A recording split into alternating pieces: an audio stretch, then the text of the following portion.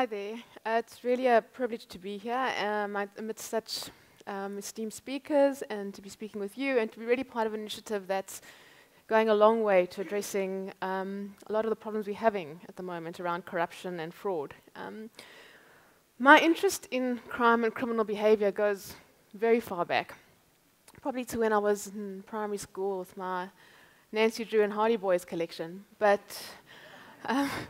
that developed and took me down a path. And of late, over the last few years, I've really been working with organizations around looking at white-collar crime.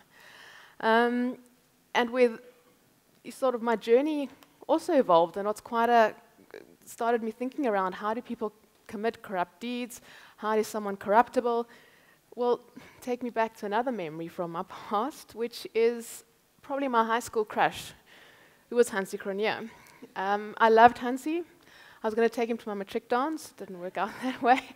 But really, here was a man who was the darling of the country, on a huge pedestal, sort of the epitome of what one considered sportsmanship and good behavior. My personal hero, and probably the hero of a lot of South Africans.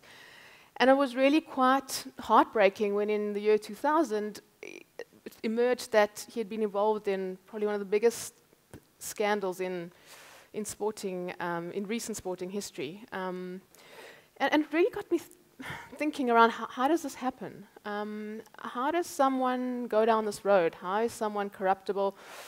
What comes to play?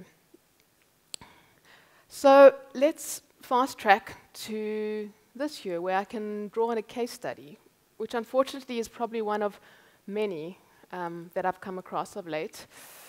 And let's talk about Joe, which seems a very good name for a case study. Joe is 39 years old.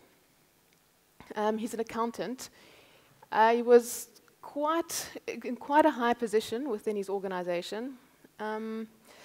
Married, has 2 children, lives the very suburban life, and, well, for a while.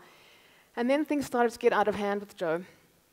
Joe found an online gambling site, and it seemed to trigger what became a huge journey of amassing debt and quite a compulsive addiction to gambling, so much so that by the time I saw him, he was 500,000 Rand in debt.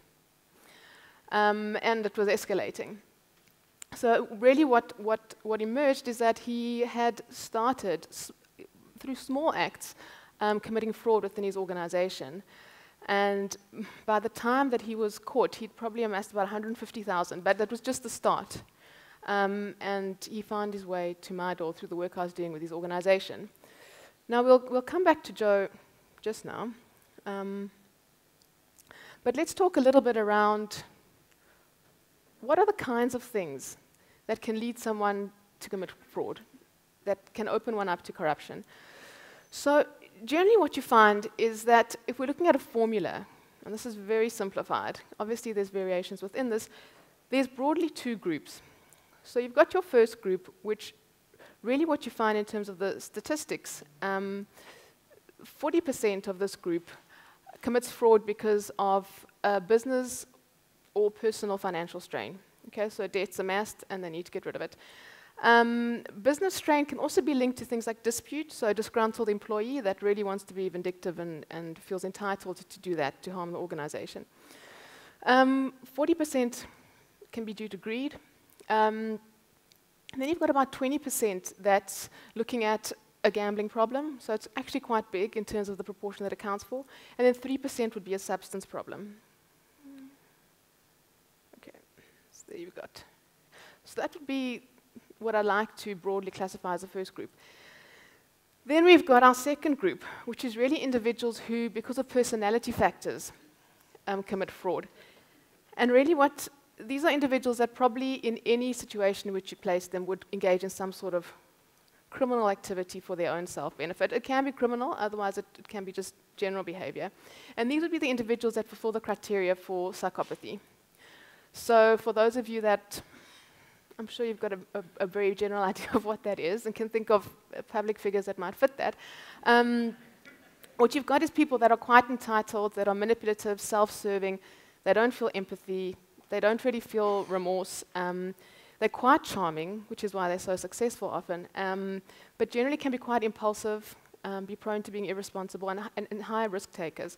And Robert Hare, who pioneered the psychopathy checklist, which is sort of the benchmark by which we diagnose and classify psychopaths, he started looking over the last 5 years at how a lot of people, corporate culture often embodies a lot of these values.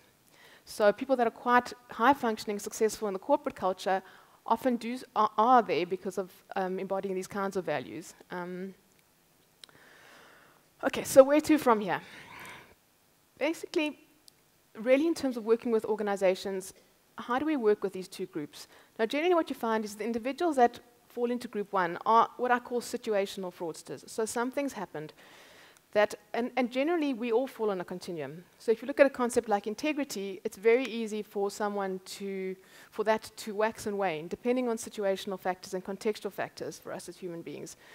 So generally what you find is those individuals that, because they've developed a substance problem or are living a lifestyle beyond their means or get into an addiction, a gambling of some sort, have committed fraud for those reasons. These individuals generally respond quite well to negative consequences. The second group, unfortunately, are more intractable. So if we look at the 3 phases, so in which I work with organizations, the first phase would be looking sort of proactively. So how do we profile this? How can an organization at the assessment, at the recruitment selection level, start to screen out individuals that might be risks within the organization? And already there, you can implement certain kind of psychometric tests, interview questions, which can try and tease out some of these factors. So if you've got the second group, which I call sort of the psychopath group, you can introduce elements from his checklist. You can do very specialized psychometric tests, which will very easily pick up on those factors. For the first group, it's not so easy, and one shouldn't necessarily discriminate, even if there are vulnerabilities, but what it may do is it may alert you to potential deficits in coping skills or certain lifestyle stresses which the person might be experiencing at that time, which could increase their vulnerability later on, and may then alert you to keeping an eye on the person, to introducing them into certain programs, which we'll speak about just now, within your organization. So it's not to say that someone doesn't have the skills for the job, but you might start to pick out certain vulnerabilities that could tempt them to commit fraud later on. So if we go to what I call the intermediate phase, which is really looking at how do you put practices within your business or organization which safeguard against people sort of being led into temptation, so to speak. So if you look at the excuses people often use to justify frauds, it's sort of denial of culpability, it wasn't me, denial of illegality, I didn't know it was wrong, shared responsibility, everyone's doing it, sort of denial of authorship, I didn't think of this has been going on forever. External circumstances, there's an economic crisis, everyone's got it bad, what's so wrong about what I'm doing? If you think of those kinds of strategies, based on that, there's certain things which can be done. So what I always advise is make the rules known. So make sure it's very public. What are the rules of your organization? What are the laws of the land? So people can't say they didn't know. Introduce incentives for complying with regulations. So, SARS has tried this quite a bit of late, sort of trying to make it worth your while to submit your tax returns. Really reduce arousal. So have sort of HR practices in place, have workshops, try and make people aware of, or have a space where they can get help if they're developing a substance problem or get into gambling. So that really is about having quite a sound HR practice that looks at really reinforcing support in those areas. Reduce temptations, have good internal business practices. Reduce provocations, so have a good dispute management structure. Have a personnel manager that's got their finger on the pulse. So you avoid perhaps interpersonal factors within the organization which may increase someone's vulnerability to committing fraud, out of spite, for example, or harming your organization in some way. Okay, so once someone has committed fraud, what are the options? So really, if you've got someone that falls into the first group, rehabilitation is possible. These are not people that have got a fundamental personality problem that makes them evil or just inclined to repetitively do this within your organization. depending on the extent of the transgression, have your disciplinary procedures in place, but it is possible to get someone help. So perhaps they need to develop better coping skills. Perhaps they need some debt counseling. If they've got a substance problem, they need that to be addressed, or a gambling addiction. Those people can be worked with. And it's not necessarily that they need to leave your organization or be dismissed. And I do a lot of work with that aspect also in an organization. So around really teasing out what the vulnerabilities of the individual are and trying to get them support in those areas.